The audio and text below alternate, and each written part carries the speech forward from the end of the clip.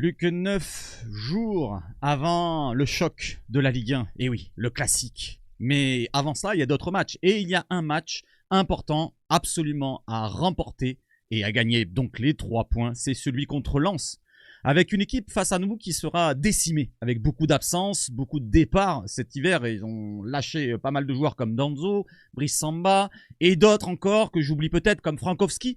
Et cette équipe face à nous, peut-être, voudra prouver quelque chose. Comme on le sait, les joueurs qui sont sur le banc ou qui sont parfois même pas sur le banc et même en réserve, ils veulent prouver leur valeur au coach, que ce soit Will Steele ou un autre. Mais ces joueurs qui n'ont pas l'habitude de jouer du côté de Lens vont vouloir peut-être faire un match à 200%.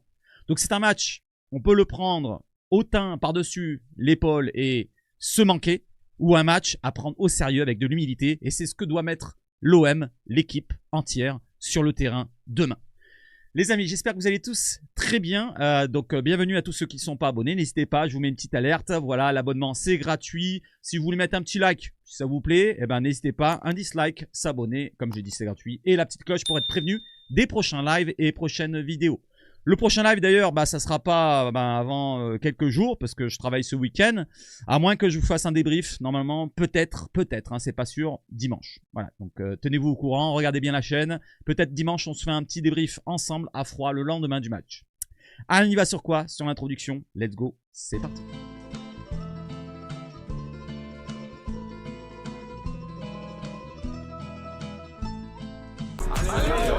Et allez l'OM, bonne nouvelle pour Amir Murillo qui signe sa prolongation de contrat. On en parlait depuis quelques semaines. Ça y est, c'est désormais officiel. Il a signé jusqu'en 2028, donc 2 années de plus. Il était sous contrat comme Valentin Roger, qui est toujours en négociation, jusqu'en 2026. Donc là, il signe 2 ans de plus pour 2028.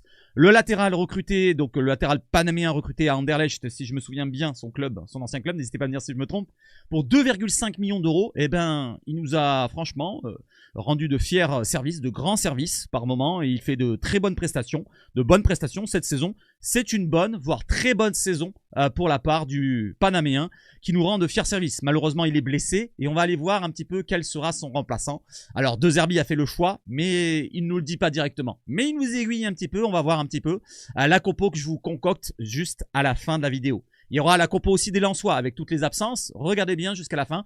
Et à la fin, petite surprise, voilà, je vais rajouter ça pour les prochains avant-matchs et peut-être les prochaines prochain live, on fera un petit peu de paris sportif. Voilà, donc on va voir un petit peu le pronostic sur un site particulier. Et on enchaîne avec l'équipe gagnante du jour à l'entraînement avec Paul Lirola, Jonathan Rowe et Neil Bopé. Voilà, Neil Bopé qui n'a pas beaucoup de temps de jeu, mais il est là, gagnant avec l'équipe du jour.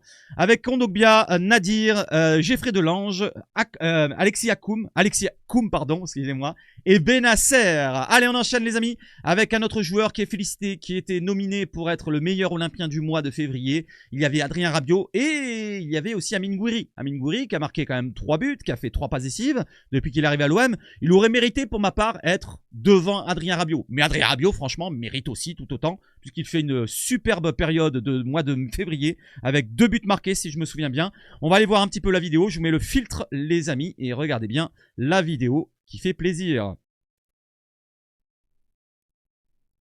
La petite louche de Greenwood, la tête de Højbjerg, la tête de Rabiot, c'était contre Lyon. Celui-là, il est magnifique ce but, dans la construction, la louche au début de Mason Greenwood. Allez, on enchaîne les amis, on va pas regarder toute la vidéo parce que ça va être trop long. Et on enchaîne avec justement les joueurs élus olympiens du mois cette saison. Au mois d'août, c'était Mason Greenwood. Ensuite, il y a eu l'hégémonie Geronimo Rulli par 3 fois de suite, septembre, octobre, novembre. Décembre, un petit Luis Enrique, voilà, qui a montré le bout de son nez, qui a pris ce trophée-là. Geronimo Rulli en janvier et Adrien Rabiot désormais en février. Et je vous pose la question, qui selon vous sera l'homme, l'Olympien du mois de mars? Allez, donnez-moi des noms, dites-moi, ce sera, je sais pas, Greenwood, mois de mars. Greenwood, mois de mars ou un autre joueur. Choisissez votre joueur, n'hésitez pas à proposer. Allez, on enchaîne avec la commission d'appel de la FFF qui a confirmé la suspension de Mehdi Benassia. Vous l'avez entendu parler, mais je vous la relaye pour 3 mois ferme de suspension, plus 3 mois avec sursis. Ça fait déjà pratiquement 2 semaines, 3 semaines, presque un mois qu'il est suspendu. Donc il reste encore 2 mois et quelques à Mehdi Benassia qui sera suspendu et qui ne pourra pas aller voir les arbitres et ne pourra pas jouer son petit rôle officiel. Jérémy Stina qui a de nouveau témoigné et réitéré qu'il s'était senti menacé lors du doigt montrant la surface des réparations. Il croyait que c'était pour lui. Donc, mais pas Olivier Létang. L'OM envisagerait un recours devant le CNOSF. Donc on va suivre ça de très près, même si c'est pas très important sportivement parlant. On enchaîne et on va directement sur les tribunes. Entre 2500 et 3000 supporters lensois seront présents dans le parcage du Stade Vélodrome samedi. Donc demain, il y aura quand même pratiquement 3000 lensois, en plus des 62, 3, 4000 Marseillais. Donc on pourrait atteindre pas loin d'un record encore une fois. Donc pourquoi pas encore un record battu autour des 66 000 et des brouettes. Alors on enchaîne avec un autre record, mais cette fois ça sera pas du côté du Stade Vélodrome, ça sera du côté du Stade du Parc des Princesses. Et oui, le 16 mars prochain, comme je vous l'ai dit en début de vidéo, il y aura la rencontre entre le PSG et l'OM qui sera diffusée dans 6 cinémas différents du groupe Pathé en qualité IMAX. IMAX, c'est les 4D, on va dire, avec le mouvement, ci et là. Bon, bref, vous savez ce que c'est. 5 en région parisienne et 1 dans les Bouches-du-Rhône. Ce sera une première en France. Le prix du billet sera de 20 €. Et bah, je serai avec vous en direct, donc j'irai pas au cinéma. Mais ça doit être sympa de le vivre dans un cinéma. Voilà, donc je pense que dans la région du Sud, il y aura plus de Marseillais. Dans la région du Nord, du côté de la région parisienne, il y aura plus de Parisiens. C'est normal. Donc j'enchaîne les amis, et j'enchaîne avec maintenant le match. Ce qui nous intéresse avant tout, c'est l'avant-match. Bilan de confrontation entre l'OM et le Racing Club de Lens. 28 victoires au Vélodrome, 10 nuls et 12 victoires que en championnat. Hein. C'est que en championnat. J'ai pas pris les matchs en Coupe de France, Coupe de la Ligue. Donc 28 victoires, 12 défaites. On est plutôt dans un ratio très positif. C'est normal, c'est à domicile, c'est au Vélodrome. Et au Vélodrome, ça va mieux. Hein. Depuis quelques rencontres, je crois qu'on enchaîne 3 victoires consécutives. Donc ça fait du bien qu'on ait une équipe qui est maître à domicile. Et ça fait du bien aussi qu'on continue à l'extérieur. Et le prochain match à l'extérieur, c'est contre Paris. Je vais en mettre un petit peu des petites piques comme ça de temps en temps. Parce que c'est un match très important. Il compte beaucoup pour nous, supporters. Même si cette année, c'est compliqué puisque regardez au classement, l'OM est quand même avec 13 points de retard, lâché complètement pour le titre. Donc on va se positionner déjà sur la 2e, voire la 3e place. Voilà, donc parce que derrière 4e place, pour moi, ça serait rédhibitoire parce qu'il faudra passer un tour préliminaire et on ne sait pas ce qui peut se passer. Voilà, n'oubliez pas que le dernier tour préliminaire qu'on a passé contre le Pana, eh ben on n'est pas passé. Donc il faut absolument terminer dans les 3 premiers. 2e ou 3e. Bon, premier, c'est vraiment 0,0001% de chance qu'on y arrive. Voilà, il faut vraiment qu'il y ait une dinguerie, que Paris flanche complètement, qu'il se fasse éliminer. D'ailleurs, tiens, félicitations aux Reds, mais qu'il se fasse éliminer maintenant et que derrière, il flanche totalement, qu'il lâche le championnat, mais ça m'étonnerait fortement. Donc voilà le classement, 49 points pour l'OM, donc je l'ai dit 13 points de retard sur les Puputiens, 3 points d'avance sur Nice, attention le Niçois, parce que si on a le match contre Paris, il suffit qu'ils gagnent le prochain match et les 2 prochains matchs, ils reviennent à la même hauteur que nous. Et en plus en différence de but, on est très serré, plus 23 pour l'OM, plus 21 pour Nice. Les Monégasques aussi sont pas très loin, mais Monégasques qui jouent ce soir d'ailleurs contre Toulouse, le match va bientôt débuter, il est 20h27 à l'heure où je vous fais la vidéo, donc ça n'a pas encore commencé. Donc en gagnant, les Monégasques reviennent à 3 points de l'OM. L'OM, donc bien sûr, aura un match en retard contre Lens. Les Lensois qui sont avec 33 points lâchés complètement des places européennes puisqu'ils ont 16 points de retard sur la 2e place de l'OM et ils ont même 10 points de retard sur la 4e Europa League ou alors tour préliminaire de Ligue des Champions plutôt. 5e de l'Europa League, donc 8 points. Voilà, ils sont quand même lâchés depuis qu'ils ont fait un mercato hivernal où ils ont lâché pas mal de joueurs, depuis qu'ils ont pas mal de joueurs qui sont blessés, suspendus. Donc ils sont dans le dur. Ils sont dans le dur les Lensois avec 4 défaites consécutives comme vous voyez les 3 croix rouges. On va aller voir un petit peu plus précisément du côté des matchs à l'extérieur, plus précisément sur certains joueurs qui sont absents ou présents, voir la compo du côté des Lensois pour se positionner un petit peu sur cette rencontre. On enchaîne avec justement du côté des matchs à venir de cette 25e journée. Comme je vous l'ai dit, il y a Toulouse-Monaco, Rennes-Paris, Lille-Montpellier, Marseille-Lens, Brest-Angers, Nantes-Strasbourg, Le Havre-Saint-Etienne, Reims-Auxerre et Nice-Lyon. Un choc pour terminer. Donc un choc de Ligue 1 quand même. Nice qui est 3e au classement. Lyon qui sont 5e si je ne me trompe pas, ou 6e. Dites-moi si je me trompe. Mais en tout cas, attention. Lyon, en gagnant, ils peuvent revenir dans la course aux places européennes. Je parle des 4-5 premières places. Et Nice, attention, s'ils gagnent, ils reviennent à la même hauteur que nous. Donc je vous demande quand même la question. Vous voulez quoi? Une victoire de Lyon? Victoire de Nice? Ou alors match nul? Pour ma part, je souhaiterais quand même le match nul. Voilà, pas de victoire de Lyon quand même. Je ne souhaite jamais une victoire de Lyon comme les Parisiens. Je ne souhaiterais jamais une victoire des Parisiens comme beaucoup d'autres équipes. Allez, on enchaîne les amis et on enchaîne avec la conférence de presse et quelques retours. Je ne vais pas faire comme d'habitude à tout vous énoncer, mais plutôt quelques points précis les plus importants. Comme le remplacement de Murillo. On en parle depuis 2-3 semaines. Je vois que beaucoup font des lives ici et là. Ils n'arrêtent pas de parler que de ça. C'est pour ça que je me suis arrêté un petit peu. Voilà, l'actualité était un petit peu au ralenti côté marseillais.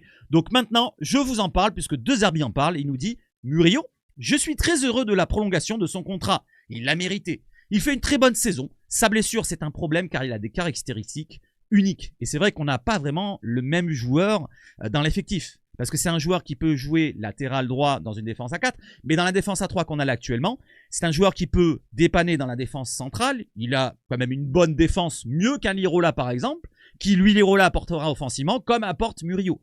Donc Murillo aura la même qualité pratiquement qu'un Lirola offensivement parlant, mais défensivement, il est largement supérieur. Voilà, je parle de basique, hein. Je ne vais pas parler de détails. Dans le jeu aérien, Murillo est vachement plus fort. Dans la relance, il est peut-être plus fort encore que Lirola. Donc je compare vraiment à Lirola, qui est vraiment le joueur qui devrait être peut-être le concurrent idéal, s'il avait vraiment le niveau défensif. Et il nous en parle justement. Sa blessure, c'est un problème car il a des caractéristiques uniques, je viens de le dire. Lirola lui ressemble, comme je le dis, mais quelque chose lui manque pour occuper ce rôle. C'est comme je l'ai dit, peut-être ce côté sécure en défense. Je dirais peut-être le placement et le côté peut-être duel qui manque un petit peu, qui pêche par rapport à Murillo. Rongier peut le faire, mais c'est un milieu. Luis Felipe peut jouer, mais c'est un défenseur central. Donc c'est un défenseur central. Qui dit défenseur central, il apportera pas autant offensivement. Il fera pas autant de dédoublement avec Luis Enrique sur le couloir droit. Je parle de Luis Felipe. Mais moi, personnellement, si je devais mettre un joueur, ça serait Luis Felipe. Vous allez voir ma compo probable que je mettrai moi avec ce que j'entends des retours de la conférence de presse et aussi des absences peut-être. Attention, parce qu'il y a peut-être une surprise. Donc je continue. On verra comment évolue la blessure de Murillo. On décidera ensuite match après match. Pour l'instant, c'est une lésion musculaire aux ischio-jambiers, donc derrière la cuisse.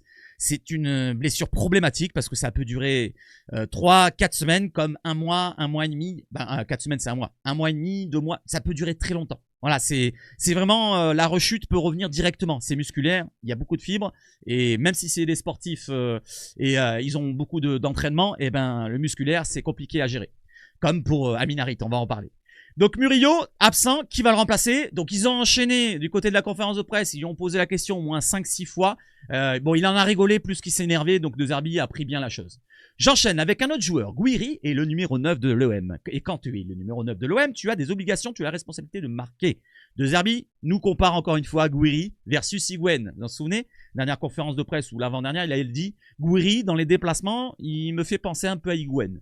J'aimerais qu'il devienne ce joueur. Higuaín est un champion absolu. Gouiri doit maintenir ses qualités en dehors de la surface en ajoutant de l'agressivité dans la finition.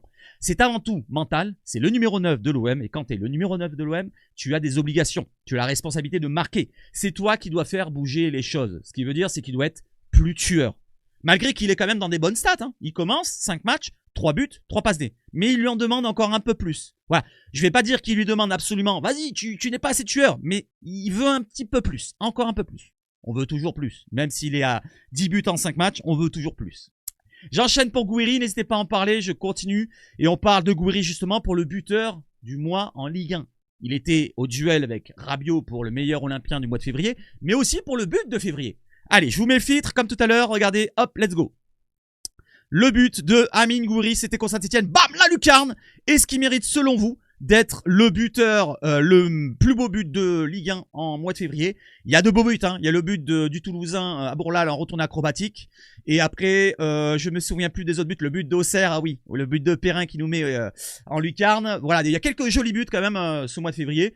Donc pour ma part, il peut se batailler avec le meilleur but. Je sais pas, n'hésitez pas à me dire ce que vous en pensez. Robert De Zerbi sur Mason Greenwood. Alors, j'ai pas pris l'information détaillée de tout ce qu'il a dit dans la conférence de presse parce que c'était vachement long. Il a dit c'est le premier joueur que j'ai appelé cet été pour le recrutement, j'ai eu son père, il s'en occupe et ci et là.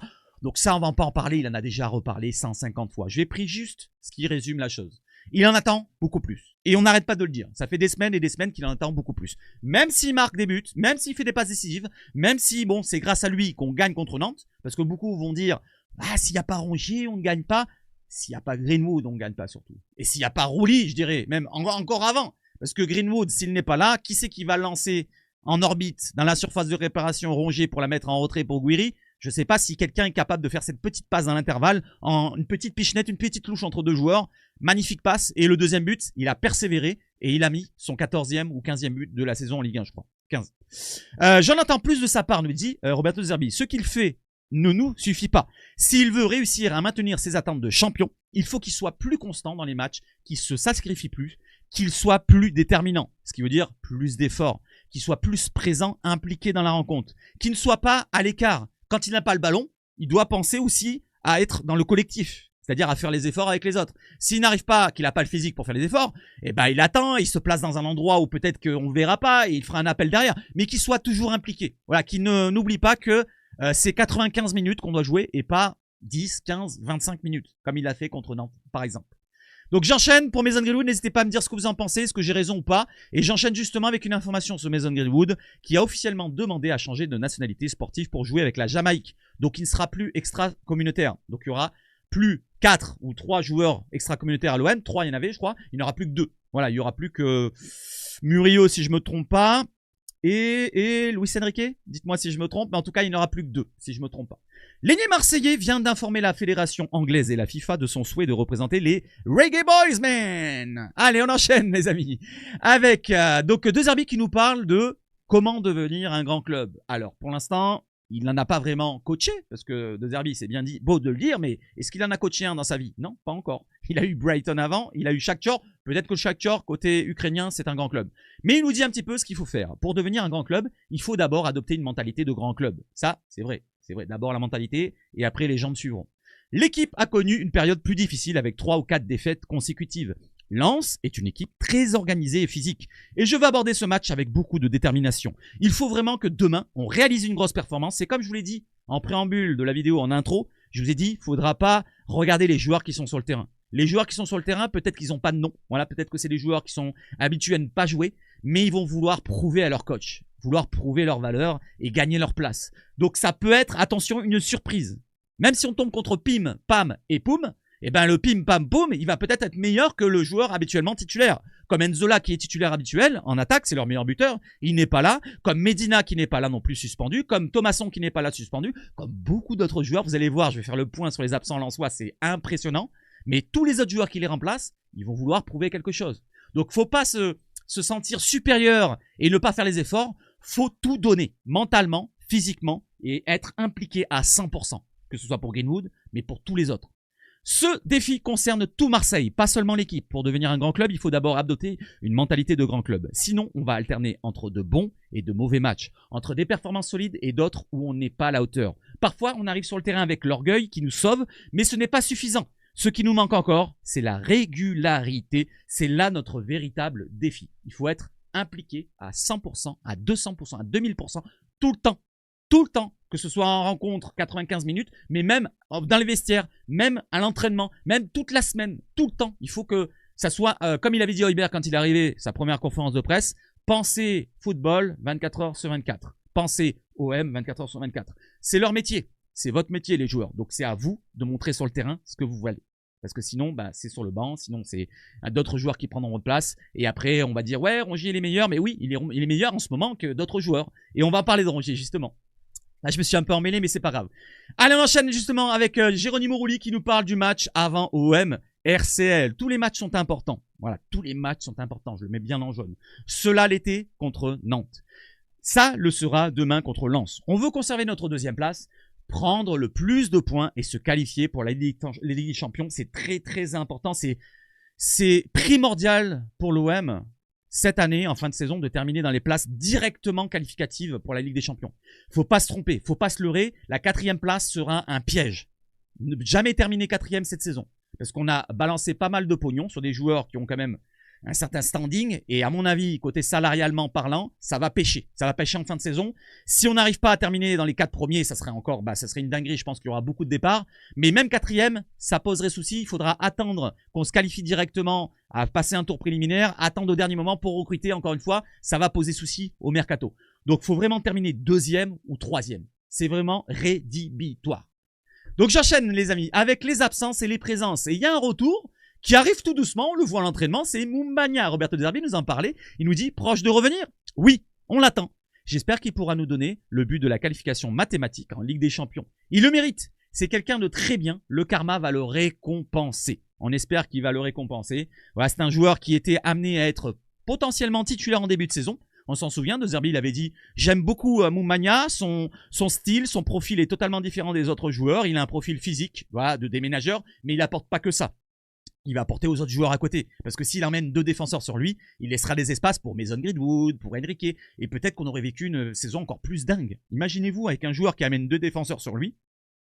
On aurait eu tellement d'espace que ça aurait peut-être été encore plus prolifique. On a la deuxième attaque du championnat, oui, avec plus de 50 buts marqués. Mais imaginons avec un Moumania, peut-être que ça aurait été mieux qu'avec Eli Wahi, par exemple, en début de saison, ou même avec Neal Maupay. N'hésitez pas à me dire, qu'est-ce que vous en pensez? Faris Moumania, imaginons, là, on est à la 25e journée, on a joué 24 matchs déjà. Combien vous voyez de buts pour Faris Moumania? Imaginons, il aurait été dans les titulaires habituels, on va dire, allez, il aurait joué 15, 16 matchs titulaires, il serait rentré de temps en temps. Combien de buts il serait? À combien de buts serait Faris Moumania? Moi, je dis 8, 9, ce serait déjà pas mal comme ratio. N'hésitez pas à me dire. Allez, j'enchaîne avec les retours peut-être, pas celui d'Amin Harit. Je vous avais posé cette question lors du dernier match contre Nantes. D'ailleurs, j'ai oublié de changer, j'ai oublié d'enlever le logo de Nantes, mais c'est pas grave. Mais contre Lens, doit-on relancer Harit? Eh ben malheureusement, on pourra pas parce que il est blessé. Encore une fois, comme vous le voyez là, Bruno Blanza nous fait le point sur les blessures. Les infos de l'OM avant la veille à la veille de la réception de Lens, absent de l'entraînement. Højbjerg, ça je le mets en avant. Attention, Højbjerg au pied. Petite crainte de blessure. J'espère qu'il n'y a rien. J'espère que c'est juste une petite douleur. On le sait très bien, les footballeurs professionnels ont toujours des douleurs. C'est jamais qu'ils sont à 100% sans aucune douleur. Et oui, parce qu'ils reçoivent des chocs. C'est beaucoup d'hématomes, beaucoup de ci, beaucoup de là. Toujours des petites douleurs à droite, à gauche. Voilà. Donc, Højbjerg, une petite douleur au pied. Il n'a pas voulu prendre de risque. Je l'espère en tout cas. Amin Harit, par contre, c'est une blessure au mollet. Ça revient à la lésion au mollet. Voilà, un mollet particulier. Un mollet de coq qui est toujours blessé. Donc, Amin Harit, je sais pas ce que vous en pensez. Moi, je pense que c'est du diplomatique encore. Il doit y avoir des bisbis entre lui et la direction. Et le coach, peut-être aussi. Je pense plus la direction que le coach. À mon avis, peut-être que De Zerbi voudrait s'en servir. Mais... vous voyez ce que je veux dire? Je vais pas rentrer là-dedans. Mais Amin Harit, lésion au mollet. Et Murillo, bien sûr, à la cuisse. Cornelius suspendu. Moumania, on l'a vu tout à l'heure, qui est absent aussi. Voilà, donc du côté des absents, il n'y a que ça pour l'instant, du côté de l'OM. On enchaîne justement avec la compo que je vous ai concoctée. N'hésitez pas à me dire si vous voulez cette compo-là ou mettez-moi votre compo dans les commentaires. Donc j'ai mis Roulé au gardien, bien sûr, ça bouge pas. La défense à 3. Alors, j'ai pas mis de Rongier, comme certains veulent, du côté droit de la défense. Alors, pour quelle raison? Pour moi, Rongier, je veux le voir au cœur du jeu, dans son meilleur poste, son meilleur rôle. Et j'ai l'impression qu'il a perdu un petit peu de ce côté explosif qu'il avait quand il était à l'année Tudor, par exemple, où il avait dépanné 2-3 fois en défense centrale. Mais il avait peut-être un peu plus d'influx, explosivité, et puis même, ça lui convenait parfaitement parce que c'était dans l'axe. Là, si tu mets Rongier dans l'axe à la place de Balerdi, pourquoi pas? Mais pourquoi enlever Balerdi? C'est notre joueur qui est habituellement là, qui est notre meneur de jeu très très reculé, qui touche 150 ballons par match. Donc non, ça ne bougera pas. Si Rongier joue en défense, ça sera à droite. Et je trouverais ça problématique dans le sens où, déjà, point de vue physique, il manquera de vitesse. Je pense qu'il manque plus de vitesse. Je peux me tromper qu'un Luis Felipe. Parce que Rongier, c'est pas un joueur rapide. Hein. C'est pas un joueur rapide. Il fait beaucoup d'abattage, physiquement parlant. Il a 10 coffres. Mais rapidement parlant, non, c'est pas sa principale qualité. Donc Felipe, j'ai l'impression qu'il courrait plus vite que Rongier, pour résumer la chose. Jeu aérien. Je pense que Felipe sera plus fort.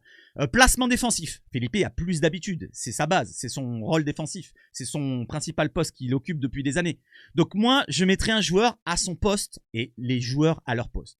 Donc Kondogbia, on le met depuis le début de saison. Pour l'instant, ça nous convient, ça dépanne. Mais c'est pour l'instant. L'année prochaine, il faudra changer. Voilà. Et en plus, il a un gros salaire, ça pose problème. Donc la défense, Kondogbia, Balerdi, Felipe. Voilà pour laquelle je mets Felipe. Il faut le lancer au bout d'un moment. Voilà. Il faut pas craindre absolument une blessure, une rechute ici et là. Au bout d'un moment, on l'a recruté, il est payé. Faut arrêter de faire comme si c'était des bijoux, comme si c'était des enfants. Non, c'est des adultes. Voilà, ils peuvent prendre soin d'eux. Et s'il rentre maintenant titulaire ou remplaçant, bah il doit montrer ce qu'il faut. Voilà. C'est moi, j'arrête de défendre un petit peu les joueurs. J'en ai marre qu'on les prenne pour des enfants. Au bout d'un moment, il peut jouer. Voilà, ça fait je sais pas combien de temps qu'il joue au football. C'est bon, il est professionnel. Il est rentré contre Nantes. Maintenant, s'il est rentré contre Nantes, il peut pourquoi pas jouer 60 minutes. Je dis pas qu'il jouera toutes les minutes. Hein, je parle de Felipe, mais qu'il rentre, qu'il soit titulaire directement. en défense dans son rôle. Parce qu'il n'y a pas Cornelius, il n'y a plus de Mbemba, il n'y a plus de Meïté, il n'y a plus de Brassier, il n'y a plus de possibilités d'autres joueurs. Donc on met Felipe à son poste. Enrique à droite, Dedic à gauche. Voilà, j'ai envie de tenter la chose. J'ai envie de tenter la chose. Au bout d'un moment, comme il avait dit, je sais plus qui dans mon chat la dernière fois qui était passé, il avait dit au bout d'un moment il faut le tenter. Je dis pourquoi pas, oui, il faut le tenter. Il faut le tenter contre une équipe qui est affaiblie par les blessures et les absences. Donc je parle de Lens, on va en parler après. Mais j'ai envie de le tenter. Et pourquoi pas le tenter maintenant au Vélodrome avec le peuple olympien qui va pousser derrière lui. Pourquoi pas pour le voir au moins, comme pour Felipe, 60 minutes. Comme Merlin s'y jouerait 60 minutes. On fait tourner un petit peu la rotation d'effectifs. Comme pour Benasser et Rongier. J'ai mis Benasser Rongier, pas Højbjerg Rongier ou Højbjerg Benasser. Pour quelle raison? Juste pour l'information que je vous ai montré avant. Højbjerg, petite crainte de petit pépin physique au pied. Donc autant pas de prendre de risques. Laissons-le souffler sur le banc. Rongier Benasser, ça peut être une paire complémentaire. Parce que tout le monde parle de Rongier Benasser, la complémentarité qui ne parle pas, ou Benasser Rongier, ou plutôt en concurrence. Moi je dirais pourquoi pas Rongier Benasser. Un droitier, un gaucher, comme Højbjerg et comme Benasser qui est gaucher. Donc pourquoi pas à leur poste aussi. Rongier qui peut être là. Et Benasser qui fera le travail de meneur. Voilà, Rongier qui fera le travail de gratteur, de récupérateur, de régulateur, voilà, de métronome au milieu de terrain. Et Benasser, lui, sera un peu plus libre. Comme avec Højbjerg quand il joue. Voilà, c'est à peu près le même rôle. Donc autant mettre les joueurs à leur poste et Rongier au milieu de terrain. C'est pas grave, hein. Højbjerg pourra rentrer. C'est pas parce que je mets Rongier que Rongier est meilleur. C'est juste que faut faire tourner aussi. Rabiot, donc devant ce milieu-là, et Greenwood, bien sûr, c'est nos deux joueurs habituels, et Amine Gouiri. Voilà, n'hésitez pas à me dire ce que vous en pensez, et j'enchaîne justement avec maintenant les Lensois, avec cette photo-là qui résume vraiment parfaitement la situation de Lens, parce que c'est très compliqué. Heureusement qu'ils avaient déjà 33 points, comme on l'a vu tout à l'heure dans le classement. Heureusement qu'ils n'étaient pas à 25 ou 23, 24 points, vous voyez ce que je veux dire, et qu'ils seraient pas loin de la zone des barragistes ou de relégables, parce que là, en ce moment, c'est très très dur pour eux. Ils ont perdu à domicile à Lens contre le Havre, ils ont perdu 3 ou 4 fois d'affilée, j'avais dit tout à l'heure, 4 fois d'affilée là. Ça fait quand même beaucoup de défaites, beaucoup de points qui passent devant et les autres reviennent derrière. Attention à Lens. Je pense qu'ils sont sauvés avec 33 points. Il faut 35-36 points quand on est à un championnat à 18. Donc je pense qu'ils sont pratiquement sauvés. Mais attention à l'année prochaine. Je dis bien l'année prochaine. Parce que s'ils ne recrutent pas l'année prochaine, ça va être compliqué pour eux. Mais on va pas sur l'année prochaine et on regarde vraiment l'état du groupe. Donc il y a Satriano qu'on voulait recruter en début de saison qui est blessé de longue date. Rémi Labo Lascari qui est blessé aussi au genou. Denis Petric au dos. Johanner Javes à la cheville sont toujours en convalescence. Un doute persiste compte aux présences de Hervé Kofi, le gardien. Ryan, un autre gardien. Donc on ne sait pas qui c'est qui va être gardien. Ça devrait être le 3e ou le 4e. Je vais vous montrer qui c'est. Ney El Ayanaoui aux ischios et Jérémy Agbofino aux ischios. Ça, c'est les incertains. Les incertains. Du côté des absences, nous avons Facundo Medina, Angelo Fugini, Thomasson et Enzola. C'est pratiquement leurs meilleurs joueurs qui sont absents. Avec tous les départs qu'il y a eu cet hiver, que ce soit Danzo, Frankowski, et même le gardien Brice Samba, ça fait quand même beaucoup. Et encore D'Acosta, je crois. Il y a beaucoup de départs, beaucoup d'absences. Ça va être une équipe très chamboulée par rapport au match aller. Le match aller, on l'a vécu ensemble, le 1-3. Alors, il y avait un 2-2 à un moment donné, mais le but a été refusé pour une faute logique sur Bilal Nadir et le coup franc d'Højbjerg qui permet de marquer le 3e but. Et c'était cette compo-là qu'on avait du côté de Lens. Sur cette compo-là, nous avons 7 joueurs qui sont plus là. Samba n'est plus là, Danzo n'est plus là, Medina n'est pas là, Frankowski n'est pas là, Thomasson n'est pas là, Sotoka est là, oui, Enzola n'est pas là et Costa n'est pas là. J'ai 8 joueurs. Ah non, attendez. 8 joueurs, j'ai dit 7. Samba, Danzo, Medina, Frankowski, Thomasson, Enzola et Costa. 7 joueurs, voilà, j'ai mal compté. 7 joueurs qui sont absents depuis le match aller. Voilà, et c'était pas si loin que ça, c'était il y a quelques mois, mais c'était pas si loin que ça.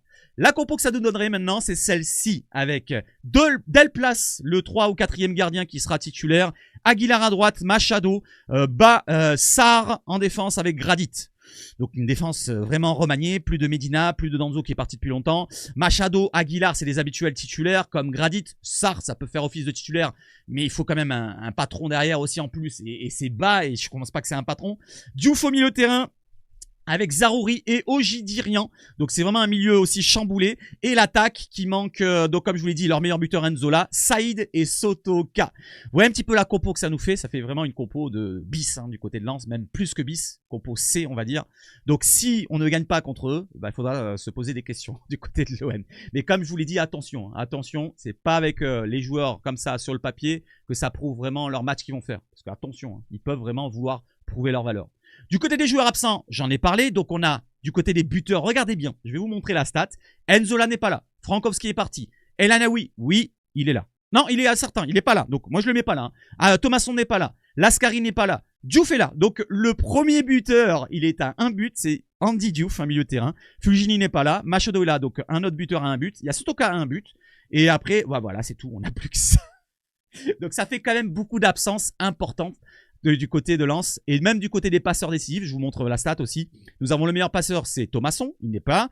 Frankowski, il n'est plus là. Et nous avons quand même Machado qui est quand même là, présent. Fugini n'est pas là, Sotoka est là. Et voilà, vous voyez quand même une équipe vraiment amoindrie du côté de Lens. Je ne vais pas vous montrer toutes les stats parce que c'est vraiment problématique pour eux.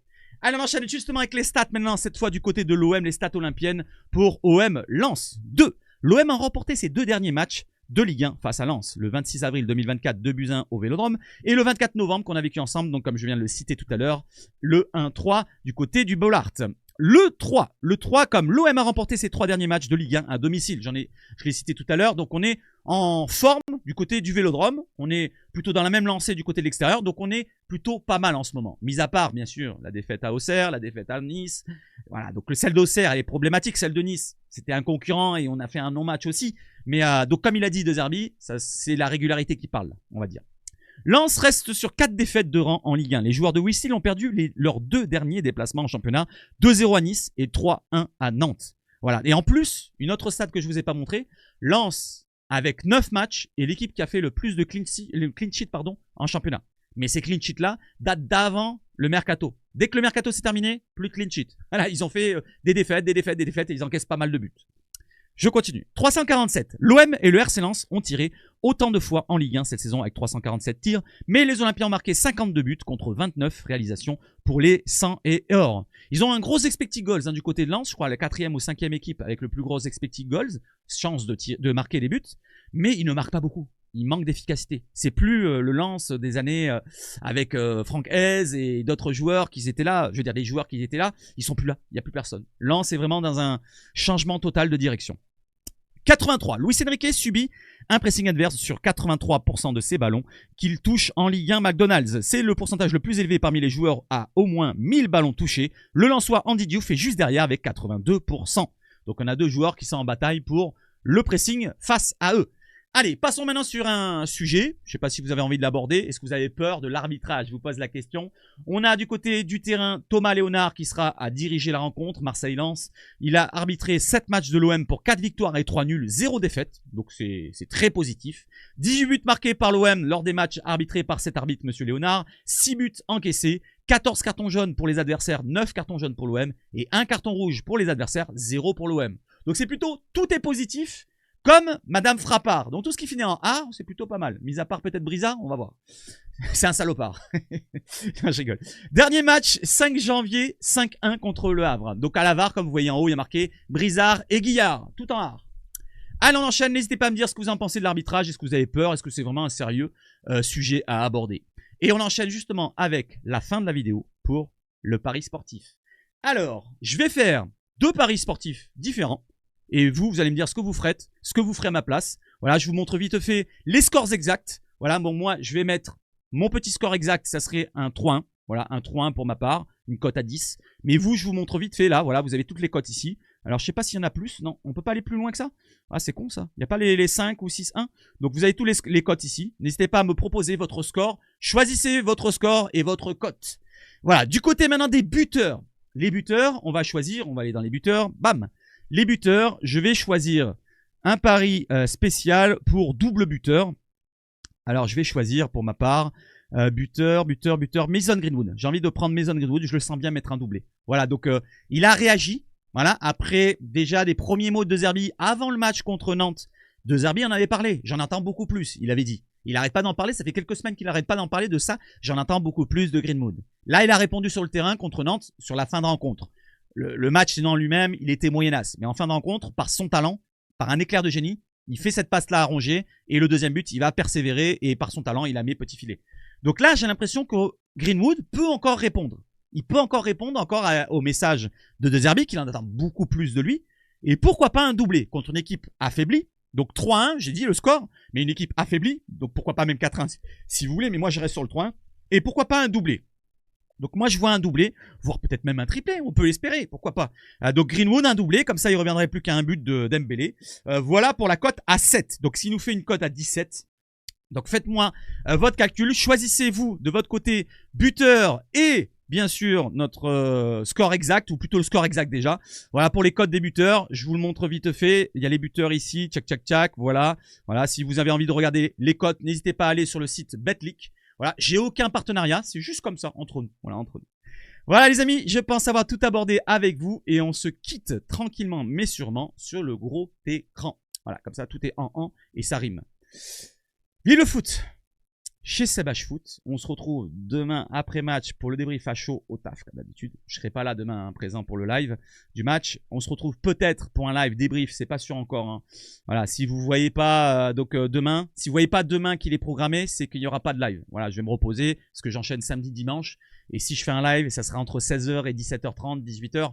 Ouais, donc on se retrouvera peut-être dimanche. Peut-être dimanche en live. Sinon, bonne soirée à vous. Bonne soirée de vendredi. Vive le foot chez Sebache Foot. Et surtout, allez l'OM!